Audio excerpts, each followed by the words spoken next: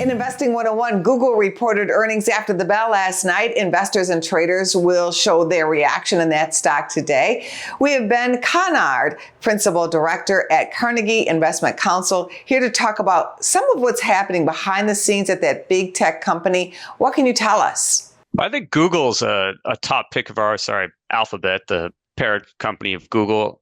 They're one of the few tech companies out there that is kind of trading at a discount to where it historically has been. There are obvious reasons for that. ChatGPT is a threat for Google, and it's slowing Google searches. And then there are a couple legal cases. The DOJ especially is accusing Alphabet of having a legal search monopoly. So there is an overhang there. That's probably not going to be resolved for a little while. But the rest of Alphabet is operating extremely well. YouTube is cranking out. Those ads are growing. There are multiple subscription services with YouTube Premium, Google One. They're all doing well.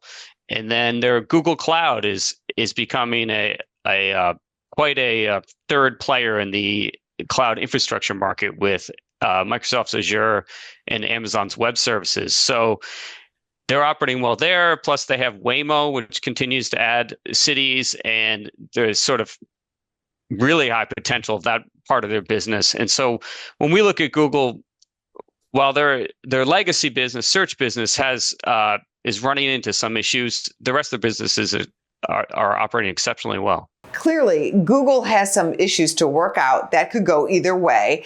But is this a long-term buy and hold in your estimation? Yeah, I think you would have to think long-term because the ChatGPT situation, that is a competitor. It's a little unknown how that'll play out.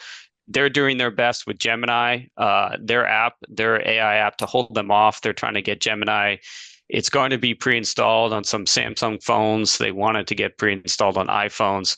So that'll be a battle that's ongoing for a while. And then obviously the DOJ investigation. We are talking about the government. Things move kind of slowly in that realm. So long-term hold for sure.